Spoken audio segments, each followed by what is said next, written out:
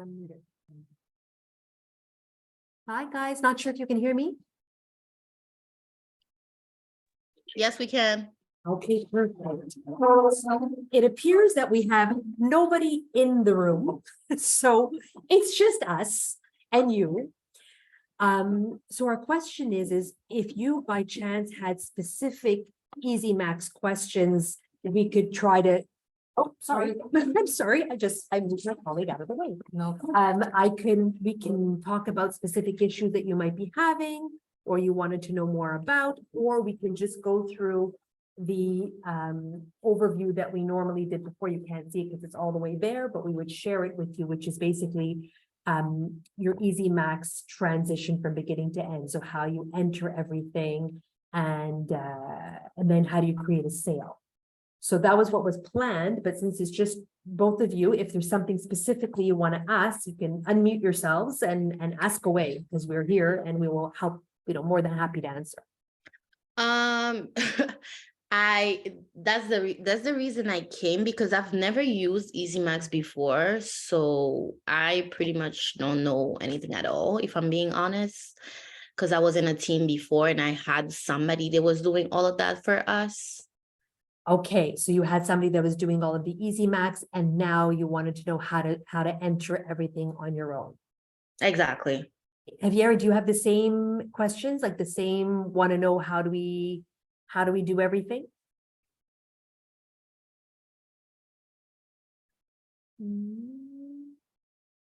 You're on mute still, Javier. If you're still there, you're muted.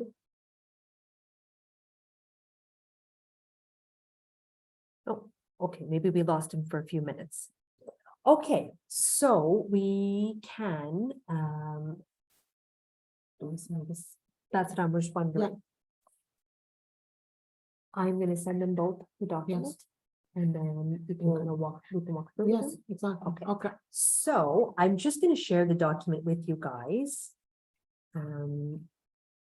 Give me 2 seconds, okay? So I'm gonna leave you for 2 seconds. I'm gonna go to my desk just to email you, because it'll be better for you to see it on your screen too. So give you a second and maybe Yeah. So I'm gonna some go. of the important things. Yes, I'm gonna. Hello. Hello. How are you? Good. How are you? Good, thanks. So today we're gonna, me and Sabina, until she sends the documents to you so they can follow up with us. We're gonna talk basically specifically how can you create the sale in EzMax, and whether you are the listing broker or whether you are the collaborating broker. Okay. So basically it's pretty much the same. You just have to make always sure about specific things. And always, once you're done, let's say if you're not sure about it, you can come ask me or Sabina to verify the work that you've done. Okay. So it's basically, if you just follow the procedure that we're going to send right now, it will be done perfectly and correctly, because it's very easy. You just got to be, have the time, just focus a bit on it, and that's it. That's all. So we're going to go over, Sabina's going to start when you're the listing broker, I think, and I'm going to go on when you're the buyer's broker. I'm just going to wait for her to send you the documents so that you can follow along. Hi, Javier, how are you? Okay, so yes, we're going to go over EzMax from A to Z when you're the listing broker, when you're the buyer's broker, okay? I'm just waiting for Sabina. She's going to send you the document right now so that you can follow us by email. Sounds good. Perfect, thank you.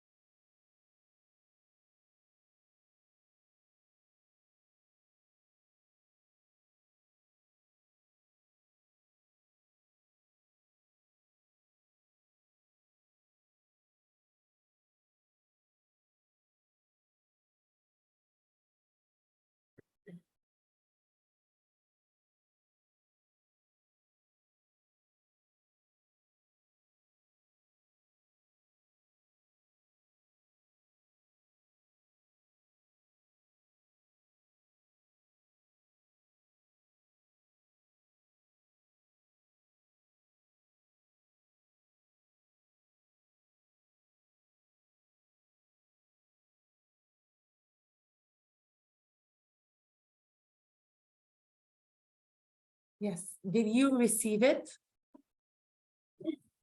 Yes. Oh, perfect. Hi, Kifan. Welcome, welcome, Kayvan. I need to send it to Kayvan. Hold on, let me get home. Just 2 seconds, guys, because normally it's a different setup, but we have no people. Sent. And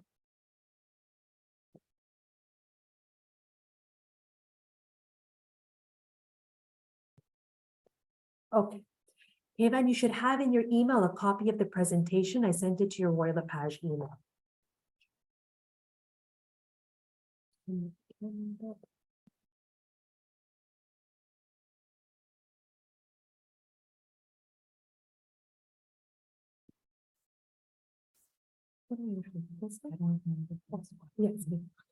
Okay. Does everybody have the document? I received, okay, yeah, now he was just loading. So yeah. Oh, perfect. Okay, perfect. Yes, Kifan. So, feel free to unmute you guys. If you want to unmute yourselves, we're only 3. So I think we can manage not to talk over each other. So feel free to ask questions at any time. So what I'm going to do is I'm trying to move the camera, but the camera is not liking me. And I'm afraid if I do anything else, it's going Just to. keep it. We'll just do like this. Okay, there we go. I'm just trying to make you be able to see us a bit. Okay, so basically, there are 2 parts to EzMax. The first part is when you are creating a listing and if you are the listing broker. And the second part is creating the sale once you have an accepted offer. So those are the 2 components. Verbally, what you normally do is you go into Centris, you do your broker load. If you are the listing broker.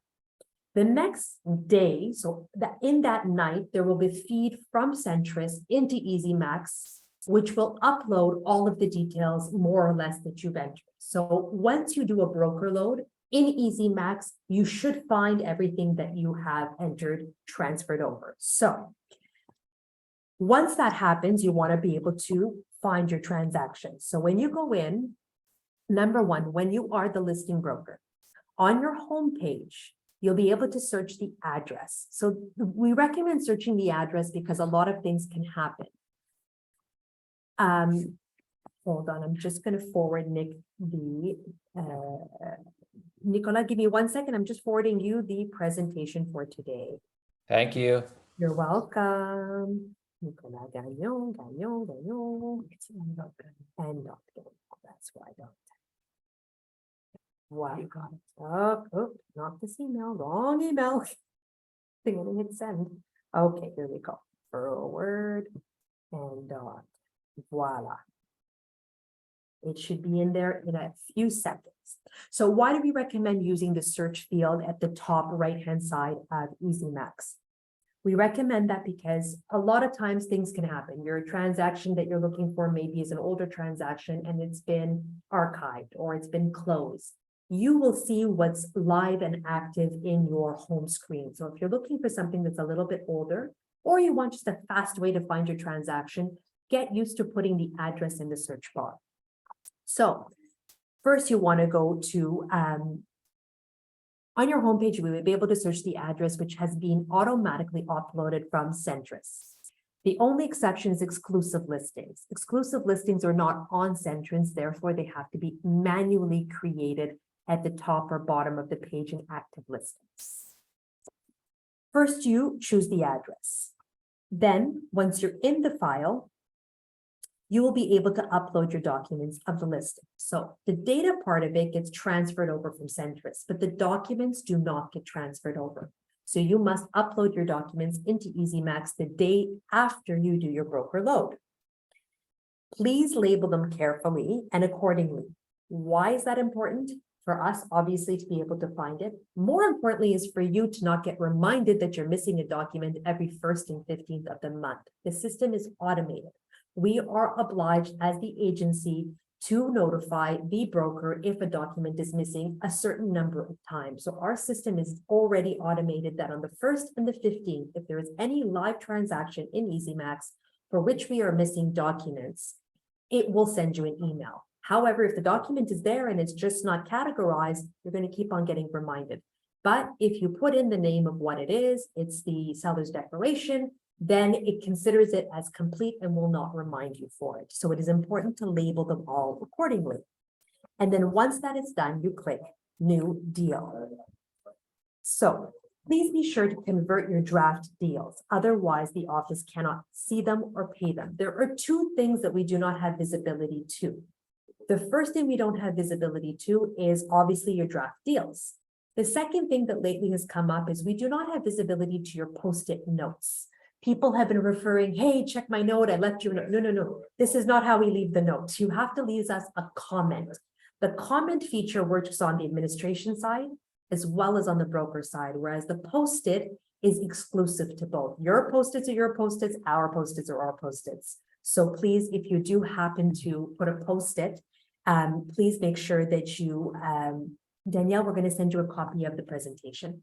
If you do put in a post-it, we won't be able to see it.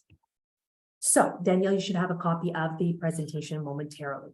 So just to recap, Centris, you go in, you do your broker load. If it's an exclusive listing, you don't do a broker load. You'd have to go straight into EzMax to do a listing from scratch. The only thing if you're using Centris that you would have to do is to go into EzMax the next day pour télécharger. If we also want to do more in French, on peut faire plus en français aussi. Let us know if you find that you want to ask anything in French, you want us to clarify in French, please feel free. Okay, donc, so we cannot see your drafted deal. So there is a little check mark to remove in EzMax that will tell you if it's a draft or not. So then after that, on page 2, you're going to see creating a new deal. So you click on the new deal and you would add your documents to your sales report. So what you need to fill out, adding buyers. These are the mandatory fields. Everything that you see in red on EzMax is mandatory. Adding the buyers, the date of the transaction, which is your date of accepted offer, the notary date or lease occupation date, the selling price, the notary name if applicable, and the remuneration receivable. If you are the listing broker, this means you need to put the full commission. Okay, so listing equals full commission. If you're on the listing side, you get all the money and then we will distribute to the collaborating broker. So that is an important part because if you don't put it in correctly, when we go to pull your invoice, you will only receive half your money. And guess what? Who gets paid first? Collaborating broker. So we would have to then wait until the other half comes in. And from experience, we can tell you it gets very, very messy. So please be sure if you are the listing broker that you do indicate les deux côtés, donc leur commission totale pour la transaction. If you are,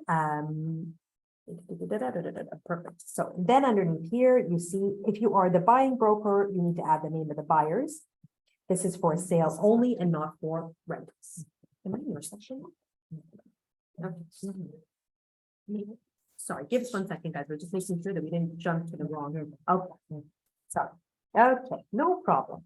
And then you need to put your selling price or lease price, the notary. So all those arrows are showing you where that list of red things is. I know it's a little small on my paper, but on your guys on the screen, it's probably better. Full commission at the bottom. And now we come to the splits. So you need to verify both your name as a listing broker and the collaborating broker are correct. Here is a new thing that's been happening. A lot of the collaborating brokers are moving around.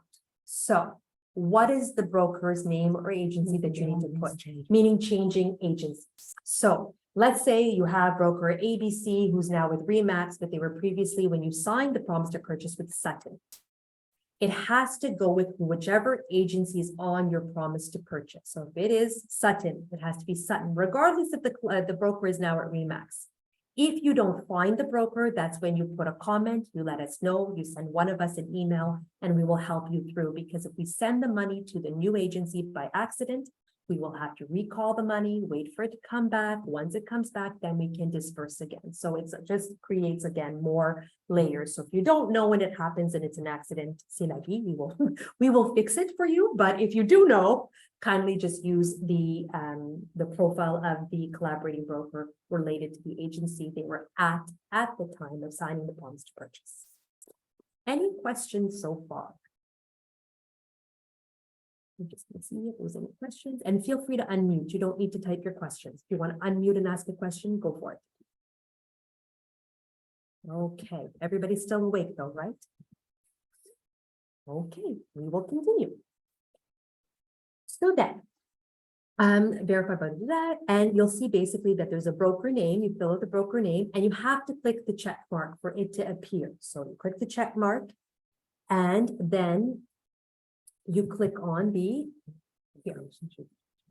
So when you get and enter in the second part, the commission remunerations amount. So you're going to add in yourself as the broker. You're going to put your commission amount. Then you're going to go to the line that says external broker. You're going to put the external broker's name. It will auto-populate. You pick the right broker with the right agency. Sometimes there are brokers with the same name at multiple agencies, so just please be careful. And then after that, you put in their remuneration, and then at the bottom, you should see a calculation that it says it's at 0. What does this mean? This means that when you created the listing and you told us what the commission was going to be, theoretically 4%, when you went to put in the actual payout request, so this is now creating the split, which is going to go on the invoice, does it match? If it does not match, you need to go back and either adjust what the original commission was, you need to check to see why it's not at 0, it should be exactly the same. Okay. And if you need something specific, you can't find the notary, you can't find the buying broker, you can always use the comments section and submit. And we will get comments on our end. It's Andréanne, who has the email address admin at RLP du Quartier. She takes care of all the invoicing and she reads all the comments daily. Every day at the end of the day, there are no comments left. So we can assure you that if you do use the comment feature, we are watching and it will be responded to. And now we're going to go to when you are the buying broker. Hello. So we're going to move to the second part. It's when you are representing the buyer. So when you're representing the buyer, the transaction will not appear in EzMax because it's not your transaction. It's not your listing. So you have to go manually into EzMax and click on new deal, as you can see in the arrow. Click on new deal and start filling out the information. So first they will ask you if there is a centrist number, yes or no. You put yes. You put the centrist number, and then you click submit. And they will ask you if you have a buyer's contract with this buyer. You choose whether yes or no, and then you click submit. Then you will need to fill in the full address with the apartment number. So you type in the postal code, the civic number, you press tab. 95%, it will automatically populate the right address. If you're putting the right civic number, the right apartment, it will automatically populate. If not, then you'll just have to write them manually. Next, you go to the second part where you need to, after you add in the address, you go to the second part where you need to add your buyers. So please, this is very important to add your buyers' information. You see the arrow, you add the buyers, their name, whatever information you have about them, you just go, even if you have the IV, even if you have a buyer's contract with them, please, it's important that you fill in the buyers section. Because why? I'm going to tell you one of the reasons why. Let's say these buyers, they will submit a deposit check. We cannot issue a receipt to your buyers if, let's say, or the other agency, if we don't have their information. So we're going to ask it from you again. So it's easier if you just put it right away once you're entering the deal in the system. I'm also going to add one little thing that's new from the time that we did this presentation. You guys have probably heard us talking about our testimonial service. That testimonial service for you to obtain your client testimonials and is integrated within EzMax. There is a button that we click, and if the information is populated for your either buyers or your sellers, if you've created the contact card for both, we basically will click a button at the time of when you create a new deal. You will click the button and it will send the request for the feedback to your client. So that is how we are generating the testimonials. It is through EzMax, but without the client's email address. And it would be more than if you're representing a couple, the husband and wife, it's beneficial to you to put both, because then at least you have, a 50-50 chance of, them actually providing it. And to let you know, we are now taking those testimonials. We are putting them into a very pretty layout and we are sharing them on social media. So this is what we have begun utilizing while we wait for the integration with all of our websites and with Google. So there are some obstacles with Google that we're overcoming, but for now we're using this information and it is going super well. So if you want to see more of that on your social media, then please start populating the email addresses. If you forget, we'll remind you, but still. So now, after adding the buyers, what you need to fill on the sales report, which is the second part after you create the deal. You need to put the date of the transaction, which is the date of accepted offer, the date of the notary or lease, if it's a lease, the selling price, the final selling price. If there is after a modification or amendment, then you can go back and modify it and change it, but you have to also let us know. The notary name, if it's applicable. So in the bottom, like where it's written the notary, you can type in the notary's name and we have most of them, they will populate. You can just click tab. If you don't find the notary's name, please send us an email to me, Sabina, please add this notary for this specific transaction. What we do is we verify that this notary is legit and they're registered at the Chambre des Notaires. Then we go and add them. Then we go and add them. Yes, then we go and add them manually and we'll add the notary so that when we issue the invoice, we can send it right away to the notary. And the second part is you need the remuneration receivable. In this part, when you're representing the buyer only, you only have to put your commission, your part only as the buyer's broker and not the full commission. Because the listing agency will get the full commission from the notary and will send us your portion only. So in this section, but you have to add in the listing broker's name, the listing agent's name, and your name, and you only put your commission, which is in most cases 2%, let's say, you put in 2%. Then the part where you need to add the information of the brokers, you search for the listing broker in the external broker. You will find them. If you don't find them as well, you will let us know. And please also make sure, as Sabina said previously, make sure that this listing broker is with the same agency. Okay. If not, then just let us know so that we can know who to send our invoice to, so that the payments won't get delayed. Okay. And as well, you add in your name. You put only your commission when you're representing the buyer. Your commission only. Then after, if you need to specify something specific or add a notary that you cannot find instead of sending us email, there is the comment section. Make sure to write in the comment and make sure that it's visible by all, not only for you, so that we'll be able to see it, all of us. Then you click submit. And also don't forget for sure to add in your documents of the property, the accepted documents and everything. Even if you have a refused promise to purchase, you are obliged to add it. We will move to the before last part, which is the FINTRAC questions. FINTRAC questions are obligatory, mandatory questions when you are representing the buyers. And they are not applicable for rentals. So when you're only representing a buyer for a purchase, they are obligatory. You will see as the circle shows you the sale and the name of the client next to it, there is written documents, answer FINTRAC questions. You click on them and you answer them. If one of the answers is in the red, as you can see here, is in the red, you need to justify why. Okay, so an example for that could be, is this a cash transaction? Yes. And, normally they want to know where did the cash come from. But cash was from proceeds from, primary sale. So if they did a sale and they have the cash in their account, so it's a cash transaction, that's fine. We just need to know where. Perfect. Okay, so we will move into the last part, which is promise to purchase or promise to lease that are refused and not accepted. Always, you need to go and put the document in the transaction, even if it's not accepted, even if it's not finalized, whatever the reason is, you need to put it.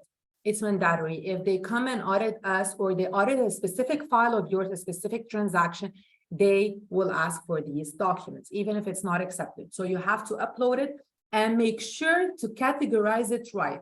Refuse, promise to purchase, refused, offer, whatever it is. Okay? So that's it mainly for when you're presenting the buyer. Please let us know if you have any questions for that or for whatever Sabina presented before. I will also just take 2 seconds after that. We'll give you a chance to see if you have any questions. And then I'm just going to explain a little bit about the invoicing cycle because we get a lot of questions about invoices. So I'm just going to take a few minutes to talk about that. But first, if anybody wants to unmute and ask any questions, or unmute and let us know you're still there. I'm still there. Much My appreciated. question is, you know, in Genie Texto, sometimes we ask about like les formulaires and things like that. And then you will either send us a link for a video. Correct. Is there a video for that For how also? to do this? Yes. So there isn't. So one of the complications that we have is that there is no demo profile for EzMax. So when we want to record, this was very difficult to do the documentation because it's all confidential, but we need to show you a live deal. So there's confidential information in every live deal. So we have a difficulty without having a demo profile to do that. But what we can do is ask EzMax if they already have a video because they have demo profiles. So we'll just take that in note and I will, Samantha, ask them if they do. If not, what we could also do, Samantha, is that when you have one you need to do, just book off 15 minutes with either Zein or I, and we will do it together and we will record it for you. Okay, so at least it's your own transaction, and then you can be sure that you know what you're doing. All right, thank you. And we have a question here. Let's see, sorry. It's very big. Just a second. Okay. I have a question regarding refused promise to purchases. In the presentation, it mentions to add them to the listing document. Can we add them to the refused PP section of the listing instead? Yes, you can add them as long as you add them, as long as the document is in the transaction, whether in the listing or whether in the deal part. And you categorize it correctly, because at the end of the day, once they're going to come in and audit us or check the document of a specific file, what they're going to look for is that document, whether it's in the listing or whether it's in the deal part. It's better like to put them in the right part, but as long as it's there, that's correct. The main reason, so, you could ask, well, how come we don't have just one section for documents? So obviously you guys are already well aware there are a lot of documents in a transaction. So what they try to do is facilitate that when you are creating the listing, the documents that need to be mandatory are only the listing documents. So when you're at that stage in the transaction, you can focus. You're not looking about promise to purchases. You're not looking about financing. You're really putting in your deed of sale. You're really putting in your buyer's contract. And then when you get to the deal portion, what are my mandatory documents for this part of the transaction? Ultimately, there's a lot of hiccups in EzMax. Once we close a transaction, you cannot upload a document. So if we tell you that we need your documents, you try to go and it's not possible, it's because it's closed. So then you have to send us the documents and we can go upload them. So there's some caveats to that. Ultimately, when we are looking for a missing document, before we message you and saying, hey, listen, your seller's declaration is missing, we will go through both sections, but this will not avoid the system reminding you because it's not in the right section. The system doesn't see it. Even if we put a note, it's okay. We would have to manually go in and make a note saying justified, see deal section, and then you will stop being reminded. So if you're getting reminders that are, oops, it's in the wrong section and you don't want to be reminded, let us know and we can remove that note. Okay. Anything else before I take 2 minutes to talk about the invoicing cycle? Okay. So invoicing.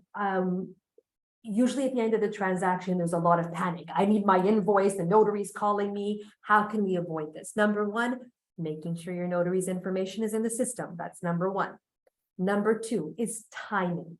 If you are creating your deal within the 2-week window of your transaction, your invoice will not be populated automatically. Okay? If we basically have a menu on the administration side that says notary dates every 2 weeks. So daily, the invoices are produced 2 weeks forward. So if you're only creating your transaction 1 week before, you have to advise us. You have to request the invoice either by making a comment or by sending Andréanne, admin at Royal LePage du Quartier, an email. And we will definitely issue it for you right away, but it will not be done automatically. So if you wondered, how come sometimes they send my stuff and sometimes they don't? The exceptions to that, if Andréanne goes in to produce the invoice and there are no documents, there is no invoice, you have to have a file that is compliant before we pull an invoice.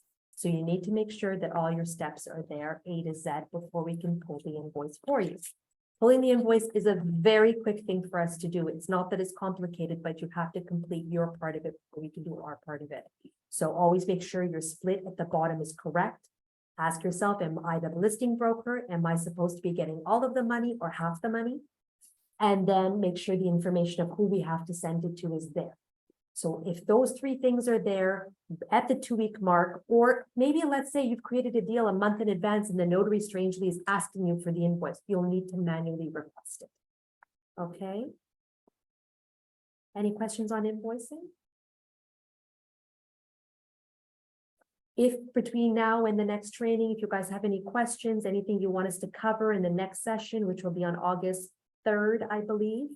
I think we might do reporting in CAP, which was another presentation that we did, so that you'll know a little bit where to find your numbers, how to look in your profile to see where you are versus your CAP, what are your remunerations for the year. So those types of things we'll try to go over next time. And if you have anything else you wish you knew how to do, just send one of us an email and we will integrate it into our trainings going forward.